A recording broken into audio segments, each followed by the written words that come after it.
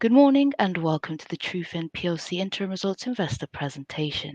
Throughout this recorded presentation, investors will be in listen-only mode.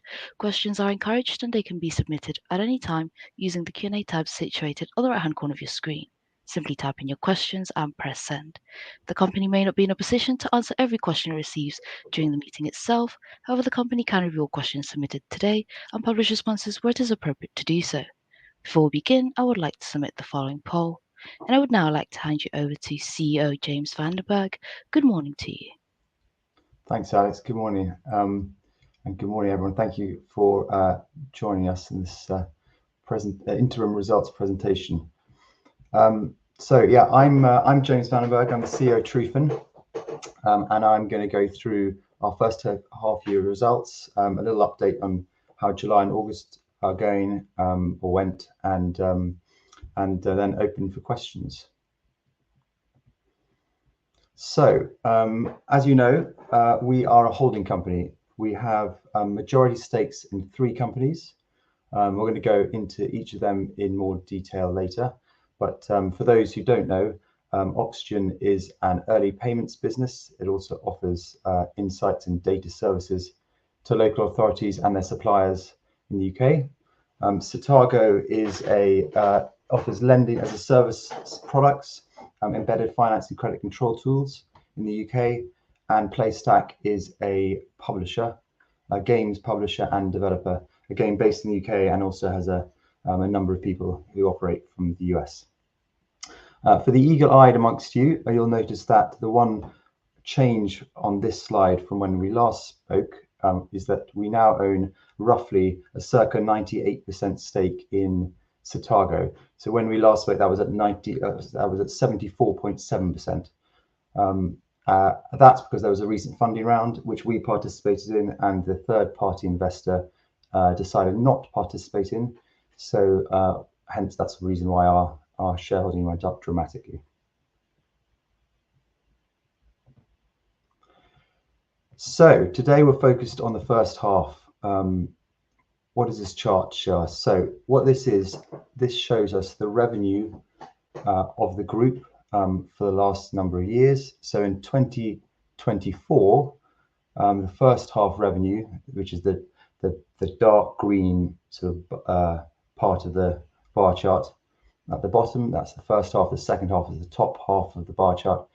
First half revenue in 2024 was 25.3 million. And in the first half this year, it's 36 million. So that's an increase of 42%, which is a fantastic achievement, a great performance.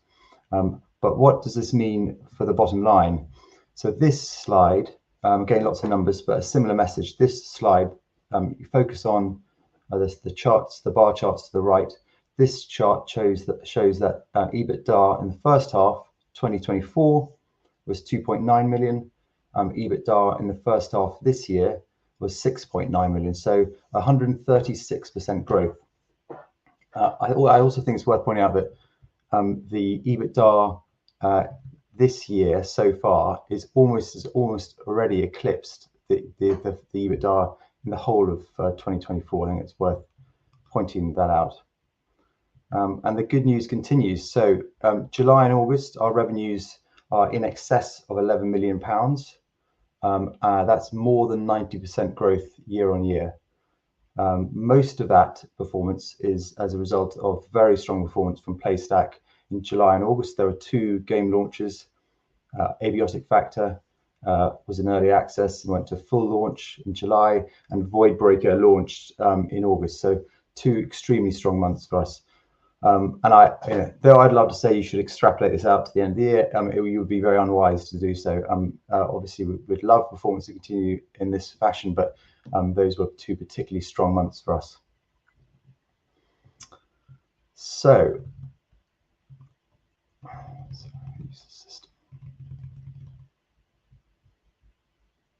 great, thank you, Alex. So lots of numbers on this chart. I think on this slide, I think what I'd really like to pull out here is EBITDA. The EBITDA we mentioned is 6.9 in the first half. What you'll notice is that the EBITDA margin went from 11.4% in the first half last year to over 19%, 19.1% in the first half this year. So that shows that we're not just increasing revenue, but we're also got a very, very strong handle on costs. The other point I think worth pulling out is our cash and cash equivalents. So cash and cash equivalents at the end of the first half was 18 million pounds. And there's a little footnote there, which you need to look carefully at. So we had a buyback program in place, which we started off earlier this year, £4 million buyback. And since the end of June, since the end of the first half, we have completed an extra 2.5 million of that £4 million buyback. So you shouldn't think of the cash as 18 million pounds. You should think of that 18 million pounds. Since then, we've spent 2.5 million pounds of it on a buyback. And we bought the shares back. That share buyback program is now complete, and we bought back those shares at an average price of 97p. And there's also working capital differences, which do even out over time. But again, I think it's important to note there are a lot of receivables, creditors in these numbers, but still a great number. I mean, off this chart, we also announced that cash at the end of August was 18.5 million. So again, we were at 18, spent 2.5 million of that on a buyback, and we're now at 18.5. So it shows you between the end of June and the end of August, we've been cash generative. Again, with the caveat that there's working capital movements within that, but nevertheless, I think it hopefully shows you the general trend is very positive in terms of cash. So we're going to go into more details on the subsidiaries later, but just a very quick summary. PlayStack had an exceptional first half, and it's also got a very, very strong pipeline of games lined up for the second half of this year and for 2026. Oxygen, as we said before, we're going to demonstrate the operational leverage, and that's been demonstrated by the significant EBITDA improvement that's happened this year. And Satago, the revenue in the first half 2024 was benefited from the revenue we had with our tier one bank a partner. So first half 24, we had revenue from our bank partner. First half this year, we didn't, because the bank terminated the contract in the summer last year. So they're not really like for like periods, but still, so revenue did decline by 56%, which is we did expect that. We've subsequently restructured the cost base very aggressively, and we'll go into more detail on that in a minute.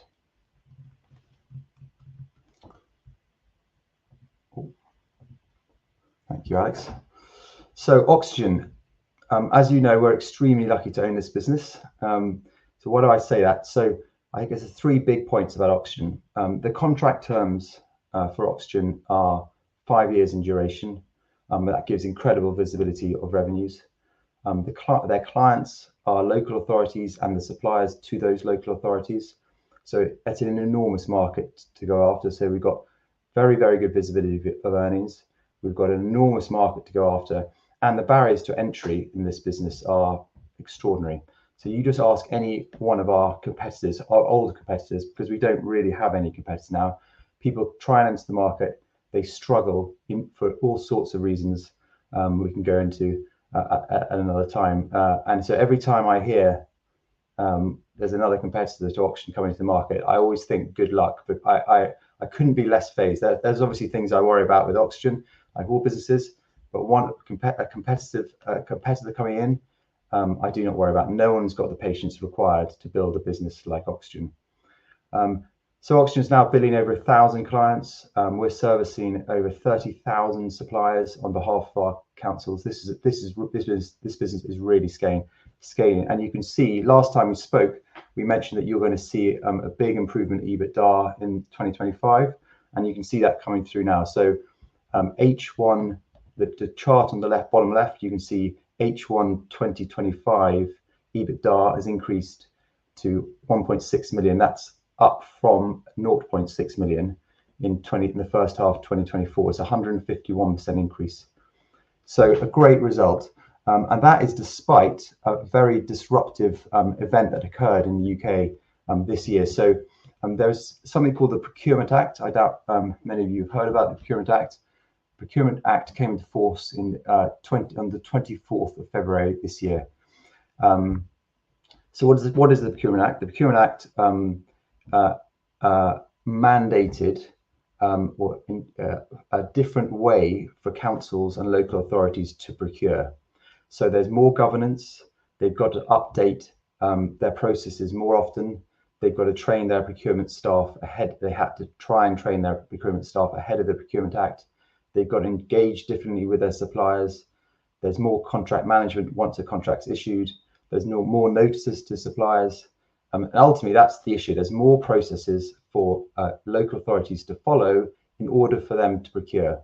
And people, as you know, don't like changing their habits. I don't like changing my habits. I'm sure you don't like changing your habits. And I can tell you, looking at this graph, we also know that procurement officers at local authorities also don't like changing their habits. So this graph shows the 30-day rolling average tenders, number of tenders by volume, not by pound amount, by volume across England. So this is the total number of contracts that are out in tenders, that are out in the open market in England since January 2024. And this excludes Greater London because that distorts the numbers. So you can see ahead of the Procurement Act on the 24th of February, there was a big rise in the number of tenders that were issued. And that's because, being cynical, if you know there's going to be an enormous, increased onus and number of processes and steps you're going to have to follow through to procure after the 24th of February, what happens is people procure before the 24th of February. So that's what happened. A very large number of tenders were issued before 24th of February, and then it falls off a cliff, and it's now returning to a more normalized level.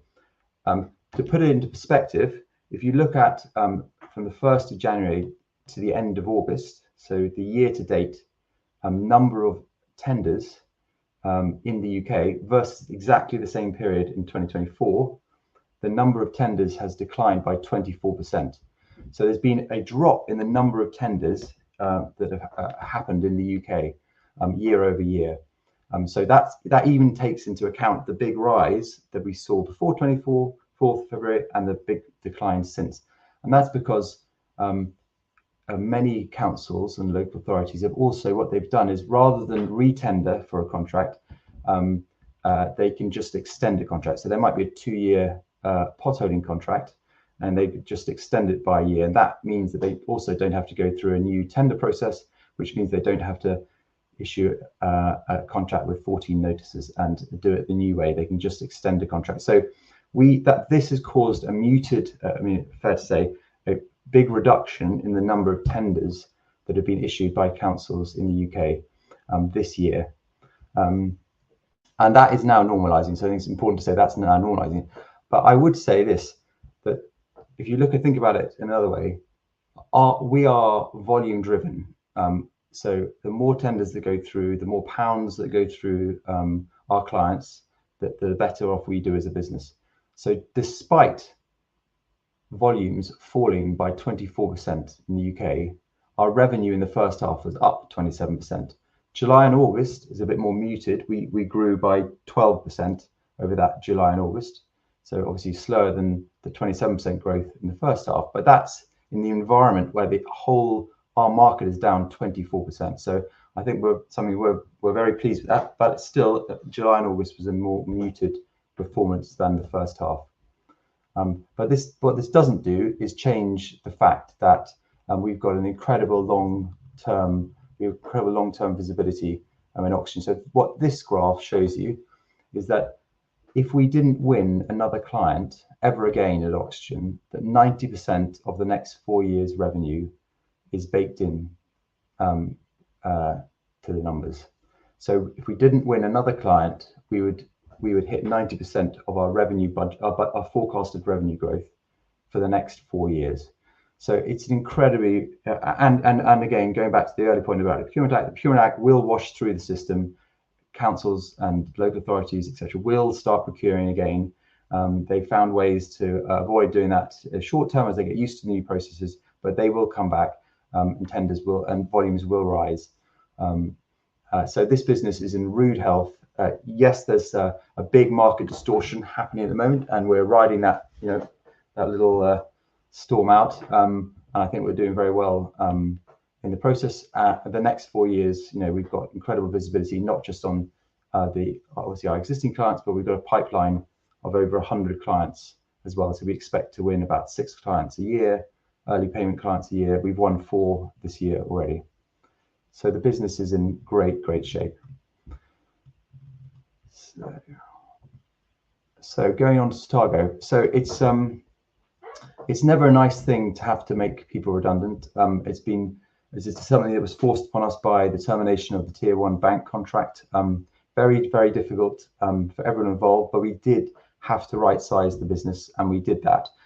So the last 12 months, we've reduced the headcount from around 75 to just shy of 20 people. So, a very big reduction in the headcount and the cost base of Satago. It was the right thing to do, but again, as I say, it's a very difficult thing to do, and very difficult for everyone involved.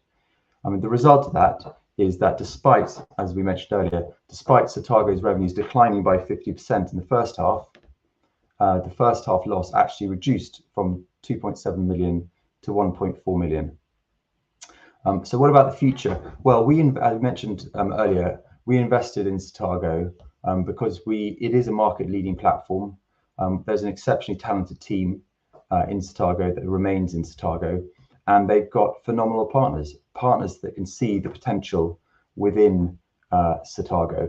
And one of our major partners just signed a new 3-year contract with Satago, which again I think validates what they see and the value that they see within Satago. And this slide here shows the credit control tool subscriber growth and the usage of those subscribers. So and you can see that's grown 40% over the last 12 months. So we can see value in Satago. We know others can see value in Satago. We've reset the business, reset the cost base, and now we're rebuilding. Right, on to PlayStack. So this is very much PlayStack's victory lap. It's been an incredible first half from PlayStack, driven predominantly by Balatro and Abiotic Factor. What's interesting though is that in July and August, the revenues were mainly driven by Abiotic Factor and Void Breaker. I know one of the concerns last year from investors was, what are you going to do post Balatro? Well, you can see we're publishing other incredible games like Abiotic Factor and Void Breaker, which is increasing the portfolio effect to the business. And it's just worth noting, Void Breaker returned their investor capital on day 1 of launch. Another exceptional performance from an exceptional game and a very talented developer. We've got a jam-packed 2026, and to put that into context, by the end of this year, we'll have 10 million pounds, well, slightly more than 10 million pounds of your money, investors' money, out in the world as developer advances. So we as a publisher, we invest, we give developers a certain amount of capital, which allows them to, crudely speaking, live, eat, build their game, make it the best it can be with our assistance, and then we publish the game. So those developer advances that we invest in these different games, which is our pipeline, that now at the end of this year will be over 10 million pounds. By the end of next year, will be over 16 million pounds. So you can see we're investing heavily into the pipeline of games. And one of the games, so we're launching 8 games next year. One of the games is Mortal Shell 2. And just go and have a look. If you haven't looked at it on YouTube, go and have a look at it on YouTube. Turn the volume down a bit, otherwise you'll probably burst your eardrums. It's trending extremely well on the Steam's wishlist charts. So it's a game we're really excited by. We did a fundraise in July 2023 for this game. We said it would be launched in 2026, and it will be. So yeah, go and have a look at that if you want to get excited. And then it's also worth noting that Sean Brennan, who is on the board of PlayStack, he's got a phenomenal track record in gaming. He has joined the board of TRUFIN as of our announcement on Wednesday. So we're really excited to have him on board. So you've all seen this chart before, this graph before. Firstly, have a look at the charts on the left-hand top left. So what these graphs shows is the return on individual games. So there's many more graphs we could show, but this is just a sample. So the little purple dot is our invested capital, as I mentioned earlier, and we invest capital in the games we subsequently publish. So that's our invested capital, and then after that, it's a sort of return on that, and you get a return on that invested capital. So when the green line, and the green line shows the net revenue of the game, when the green line is above the purple dot, that's when we are making money and we get a return on our invested capital. So you can see the chart game 3, we haven't yet returned our invested capital because the green line is below the purple dot. And so just taken as a whole, you can see that the performance of all the games that we've launched so far, inception to date. So since inception, we have a hit ratio, which is an American baseball term, which is sort of if you go for a ball, you could go for a strike, you go to hit a ball, do you manage to hit it? Yes, in over 90% of the times we hit the ball, we return our invested capital. It's an old term from a previous era when I was a hedge fund manager. So we return our invested capital more than 90% of the time when we invest. So we've launched 13 games, 12 of which have returned their invested capital, which is an extraordinary data point. And then the average return we get on that invested capital is over 300%. And that is excluding Balatro, our number one game. So if most fund managers excluded their number one performing stock or investment, their returns would be, might be pretty woeful. If you exclude our number one performing game, our return on invested capital is still over 300%. So an exceptional selection of stats there for you. And then if you go to the right-hand side, again, what about the future? Well, we've got 4 games launching this year. The one to really focus in on, they're all going to be fantastic games. The one we're focusing on is Unbeatable. That's launching on November the 5th. That's currently 91st on the Steam's wishlist chart, so which is a great position for an indie game to be on. That's the most wished. The chart shows the most wish-listed games in the whole of the world. There are 18,000 launched every year. Ours is currently that game is currently 91st. Next year we've got 8 games secured.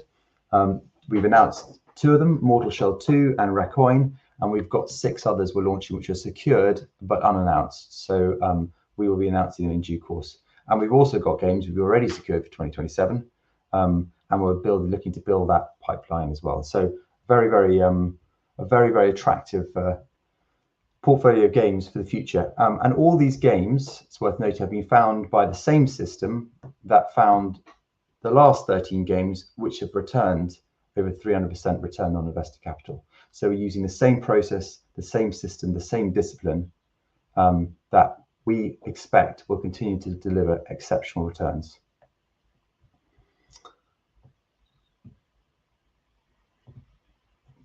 So I hope you agree. We're doing really well. We're doing really, really well. We're going to continue to under-promise and over-deliver. We're growing, grew 42% in the first half. We're delivering more profit per unit of revenue. We're generating cash, and that cash has allowed us to announce our second buyback, our second £4 million buyback, which we've just started. And that buyback is despite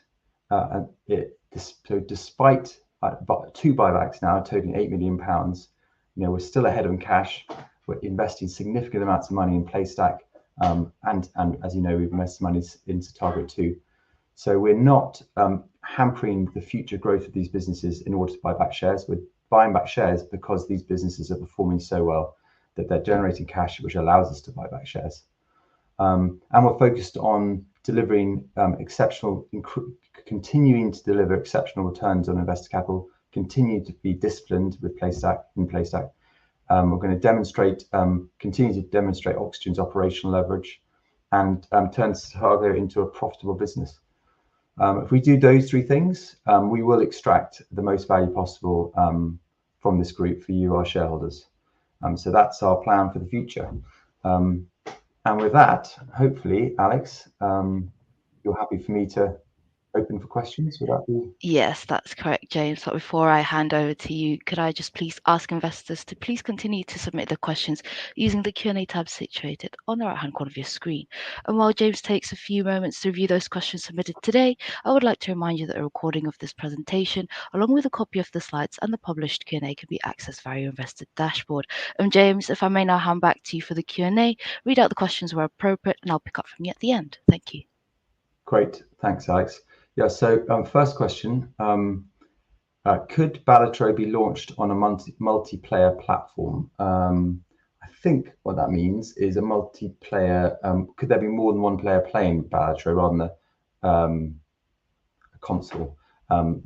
Yes is the answer, because you can already play it on console, so I suspect it's the first. Yes, it absolutely could be launched on a multiplayer platform, and we work with the developer Local Funk. We've got a plan for that game. But yeah, there's lots of areas we can move it to. But you'll hear it first from Playstack and Local Funk, whatever the decision on that game. But yes, there's lots of potential for it, for sure. Jake says, Jake D, thank you for your good set of results. Thank you, Jake. However, the logic of increasing PV, not sure what that means, but to shareholders and fixing a buyback price of 91p for your shares defies logic. Please explain. Well, I will explain. So I think what you're referring to is that in our buyback announcement, we mentioned we're buying back shares, 91p shares. That's just a sort of administrative number. Don't get fixated on that 91p. As you can see, as you saw yesterday, if you look at our announcement yesterday, we bought roughly 100,000 shares back at about £1.7p. So we are buying shares above 91p. We have a cap on the price that we're prepared to buy shares, but obviously it's above 91p. So hopefully that answers that question. I mean, and just again to reassure you, the last £4 million buyback, the average price we paid was 97p. So that 91p, I think you just ignore it for now.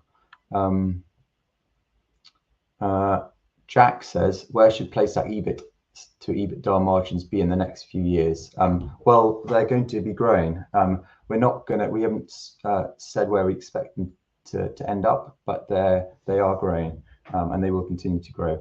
We're going to maintain incredible cost discipline, that's something that this industry is not renowned for. The gaming industry is not renowned for. And we're going to continue to launch exceptional games and achieve exceptional returns on invested capital. In that scenario, EBITDA and EBIT margins go up, but we're not going to specify exactly where we see them going. Same Jack again. How do potential acquirers value businesses like Playstack? What metrics they're looking at? So potential acquirers. Well, if you are a publisher and you want to acquire, if you're maybe a AAA publisher or another indie games publisher, and you want to acquire you want to grow through acquisition, or if you've got a lot of capital and you're finding it hard to publish games that get a good return on your invested capital, then if you look at Playstack and you look at a business that has 12 out of 13 games, we think that ratio is going to continue. If you find a business that has a systematic way of finding and returning, of investing and returning exceptional returns on investment, then that's a business that I would want to own if I was the CEO of a publishing business and I wanted to grow through acquisition, or I had a tremendous amount of capital that I wanted to deploy, because these sorts of returns are exceptional. So I think and we think that acquirers will value the business in 3 areas. One, it will look at the back catalogue. So next year, roughly 50% of all the revenues will be from back catalogue. That's business. That's games that we've done the work for, where the money just comes in. And then I think they'll value that. Then they'll value the engine of growth, which is the engine that we've been using to source these investment opportunities, or these, and the publishing team, an exceptional publishing team that is at PlayStat. PlayStat won Indie Game Publisher of the Year last year in the UK. So we are the number one. It's not me who said it. It's Yuki said it. We're the number one UK publisher in the UK. So they will value that engine of growth, that publishing team, and then they'll also value the pipeline of games that we've already secured for the future. So that's how we think this business can be looked at in that way. I think hopefully, then they'll look at the metrics they'll look at. They'll look at return on invested capital. They'll look at IRRs. They'll look at the back catalogue, how it's performing. They'll look at the future pipeline, how much money we've invested, the types of games we've invested in. So those are the sorts of things that that they'll be looking at. Gosh, Jack, another question.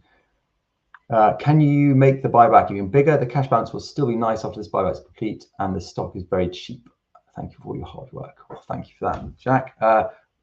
Yes, of course we can make the buyback bigger, but we feel there are a lot of investment opportunities. Again, when you're getting 300% returns on your invested capital, that's something. It's hard not to allocate towards that.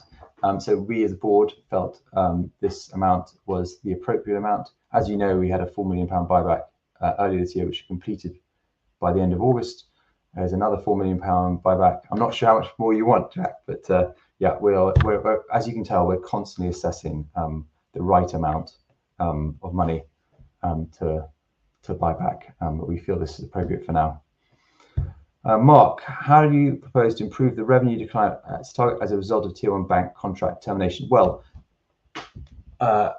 Mark, good question. But now that the Tier 1 bank termination was in July last year, I think it was when I was in Cornwall, which ruined my holiday. So that is the first half. So the first half was the difficult comp versus first half this year. So that difficult comp is no longer there, which is good. So the sort of revenue declines you've seen in the past won't occur in the future because we won't have the difficult comp.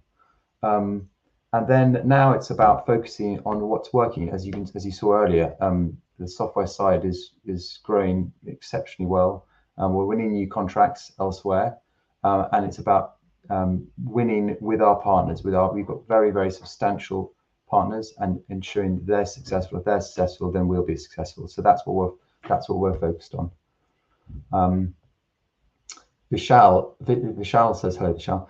Sean comes with a solid background. What has been the impact he has made, albeit it's early days? Additionally, has he got a holding in TRUFIN PLC, or is he primarily incentivized on PlayStat performance? He is. Sorry, it's moving around. He has got a fantastic background. He's a fantastic individual. I know he's been of great help to Harvey. They work very well together. He's been a great help to me. He's been a great help to our board. And although we have Penny Judd on the board, who's also on the board of Everplay, who has got deep knowledge of that sector, Sean has got real hands-on experience. So he has made an impact. He's going to be helping guide us as PlayStat is now a very significant part of TRUFIN. It's important that we have that deep knowledge at the TRUFIN level as well as at the PlayStat level.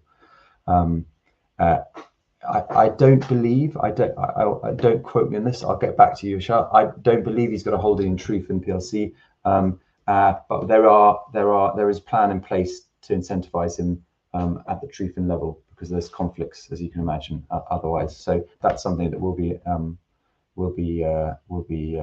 making some form of announcement on. But yeah, he's very much going to be we're really excited to have him on board.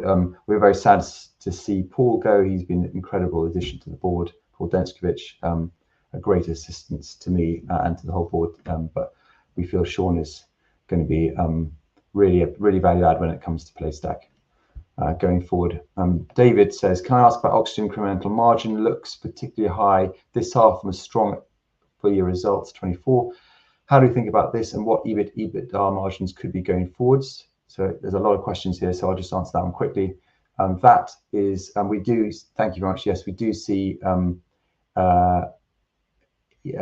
Oxygen's EBIT and EBITDA margins growing. We've said to people, think of as a mature EBITDA margin of Oxygen at a mature state, which is many years out in the future, at sort of circa 50%. So that's where you expect that business to go. On PlayStack, do you disclose how the revenues? Again, all these questions from David. On PlayStack, do you disclose how the revenues are split between you and the game developer? Really trying to work out the difference between gross and net revenue. Well, we don't on each individual contract for lots of sensitive reasons, but just the industry works like this, David. £100 of revenue. Most game publisher contracts are 60-40 in favor of the developer after the invested capital is returned. Usually it's 50-50 on platform deals, so where the publisher gets a large contract with Xbox or Game Pass or PlayStation or Apple, whoever it is, that's usually split 50-50. So that's roughly where the market is, and all those numbers are, every contract is different. So hopefully that gives you a sort of feel for that. Sataga, what's the motivation to buy this out? Is it on the strength of the Sage deal, or is there a potential to sign bigger bank deals? Wondering why someone would sell if there was a big deal in the pipeline. No one sold. No one sold their shares. They just didn't participate in the tier one bank. Did not participate in the new funding round, so they didn't sell. Just note that. And our motivation to fund this is it was part of our cash flow forecasting this year that we would fund it. We see, as we said earlier, we see there's a lot of potential at Satago, and we and others see the potential at Satago. And yes, we've had to go through this, this very unpleasant restructuring for everyone involved, but we do see a real potential at Satago. Bridge to 26, thinking mainly about PlayStack. Do we know the number of games to be released? Yes, 8. You should have been listening, David. Or an idea of what Mortal Shell might do. We said at the fundraise when we raised money for Mortal Shell 2, the rough figures are we sold 1 million units of Mortal Shell 1 at $20. That was a game built by 4 people. It was 8 hours long. So 8 hours long game cost $20. 1 million people played it. No one had ever heard about Mortal Shell before. Mortal Shell 2, where we now have a very loyal following. Mortal Shell 2, we said we expect to do circa 1.5 million units.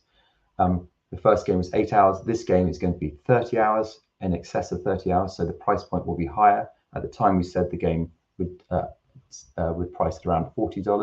So $1.5 million, 1.5 million units at $40 is what you should be thinking. But that hasn't changed since 18 months ago. Our confidence level in that has grown since then, because now we're well into the development phase. So hopefully that gives you a feel for Mortal Shell 2. New buyback, can you give me color on capital allocation, the decision to buy back more given the already sizable return to date?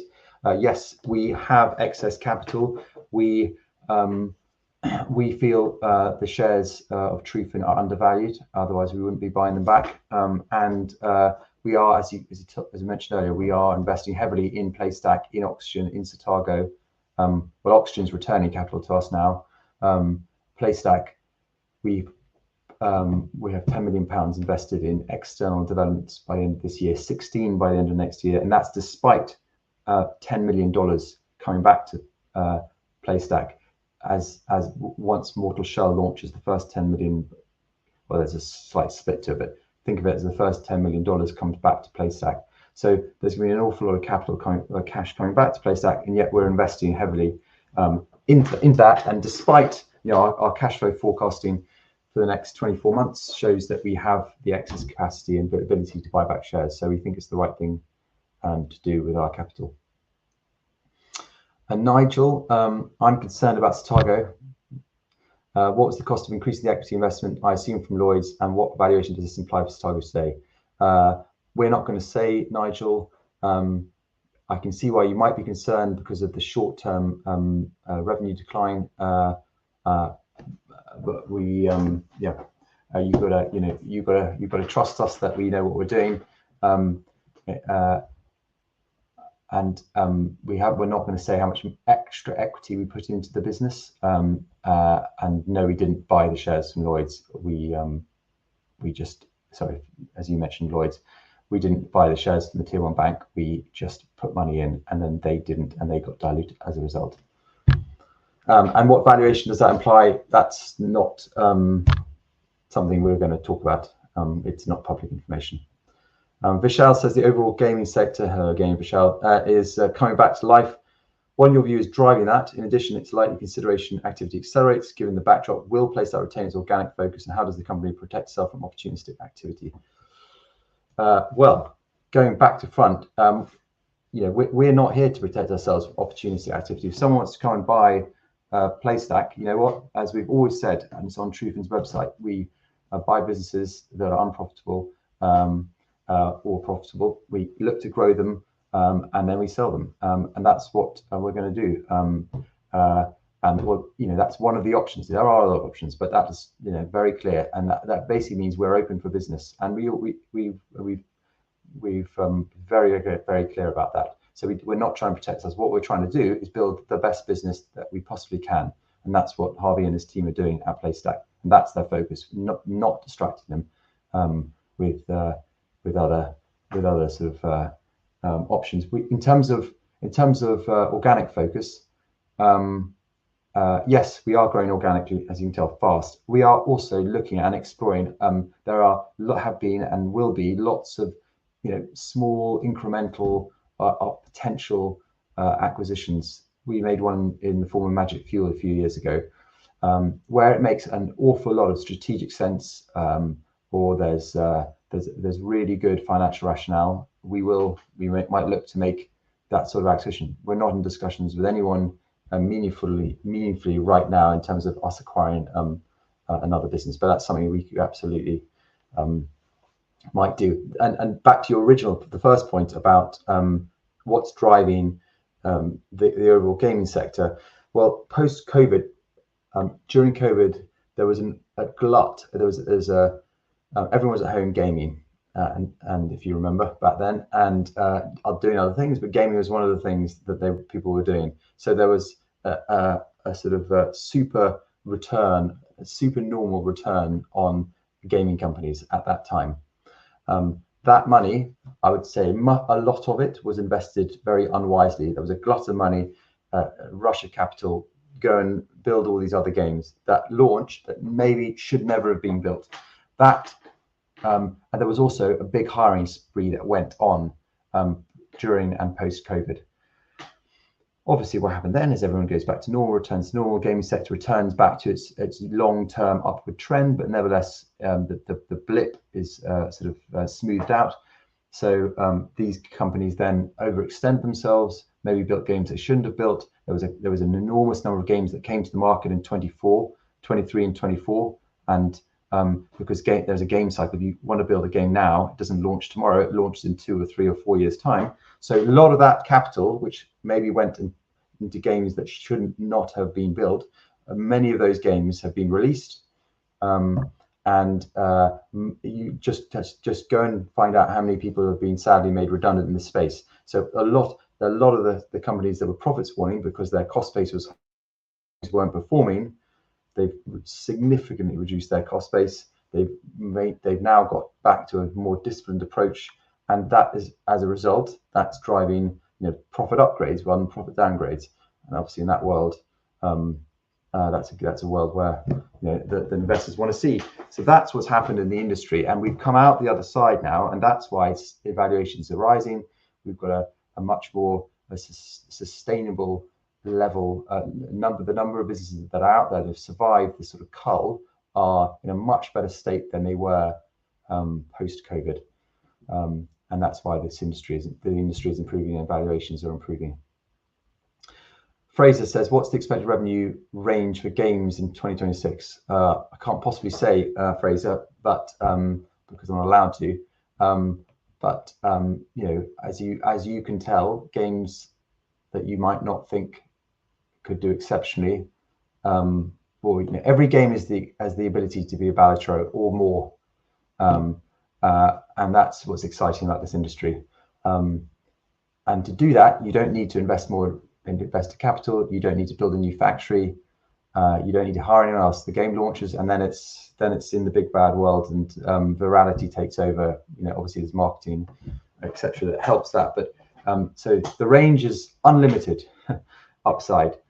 We have, obviously that's not how we think about our business, sadly. Well, we're more cautious in terms of our expectations for those games, but the upside is unlimited.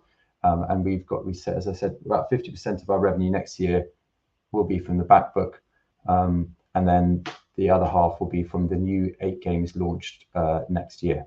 So we've got modest expectations for those games, but we have, you know, internally we've got very high hopes for the games as well. But again, trying to under promise and over deliver.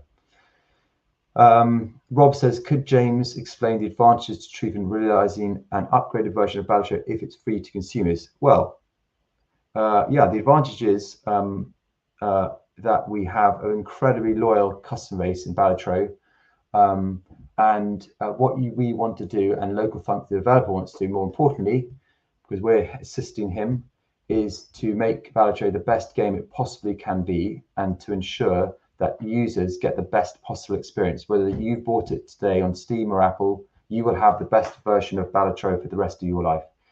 The advantage of doing that, yeah, maybe short term, maybe we can make more money by, you know, doing Balatro 2 or something, DLC. But the advantage is the loyalty on this user base is exceptional. The community is exceptional. The goodwill will be incredible. People will play the game more, tell them, show it to their friends. There will be financial benefits for doing that as well.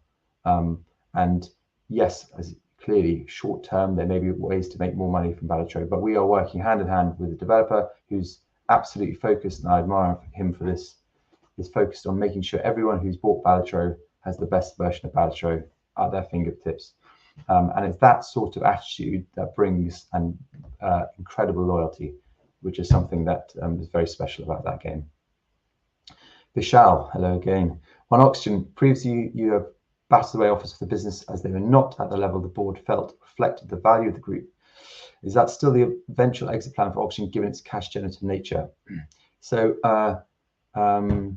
we've said many times in many different announcements that we are looking to realize value for our shareholders. That remains the case. Oxygen is an exceptional business.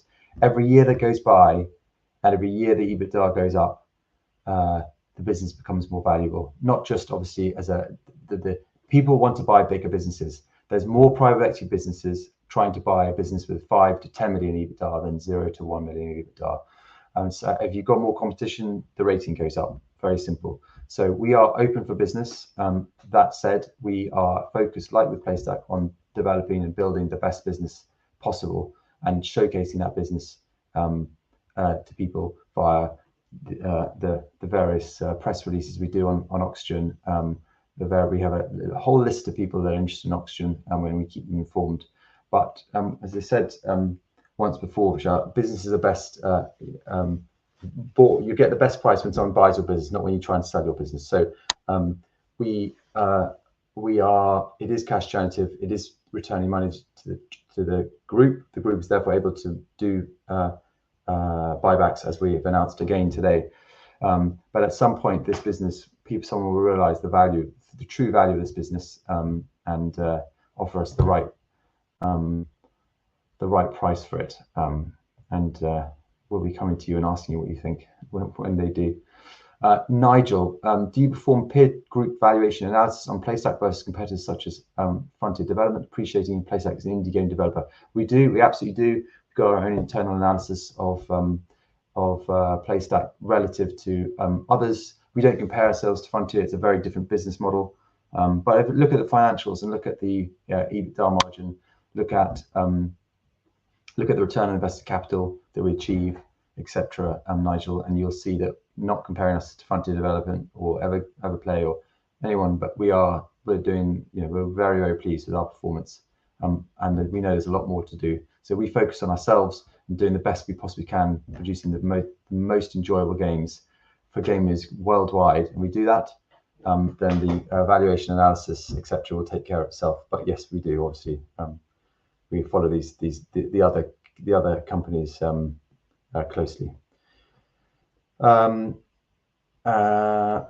Vishal says, a tough year for Targo. Can you shed light on the morale within the group and new business pipeline? Yeah, it has been a tough year for Targo, and the end of last year was also tough. From the day we lost the tier one bank contract was terminated was tough. No one, if you've ever been in a business where there has been significant headcount costs, that is not the morale of that business is never better than a business that's growing.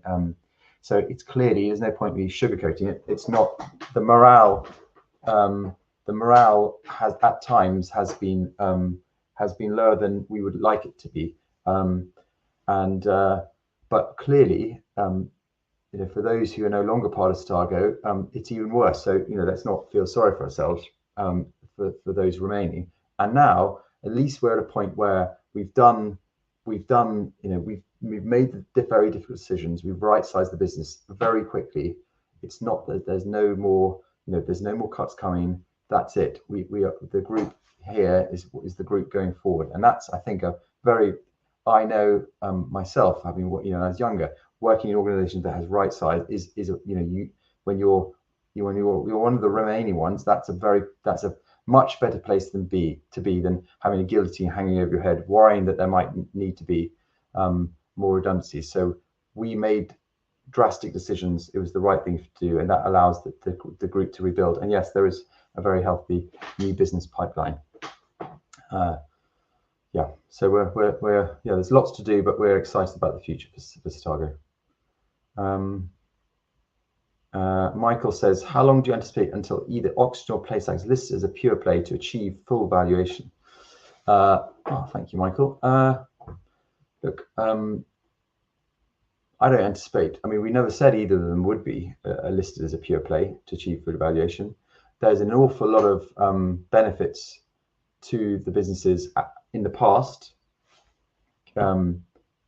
being sheltered within TRUFIN. But yes, both of them are getting to a point where if shareholders are not my company, you are the shareholders of the company.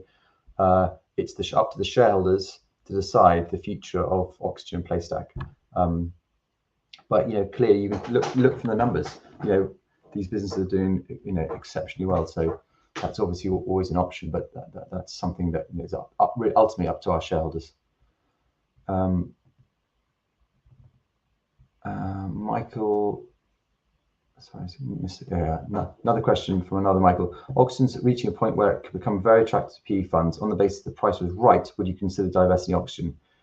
Yes, I think I'd say it is already very attractive to PE funds, and on the basis the price is right, would you consider divesting? Absolutely. Hopefully that's clear. Nigel, how is the GFCH partnership progressing with Targo? The partnership is progressing well, thank you. Lots to do still, as always with all partnerships, and it by no means is the DFC is an exceptional business. Just a little nod to Carl, the CEO there, and what he's built in DFC. There's obviously also lots of other banks that we're progressing and talking with. We've got a small team now, lots to do. But the partnerships between Targa and all its partners are progressing well. Thank you very much, Nigel. That's great. James, if I may just jump back in there and thank you for addressing all those questions from investors today.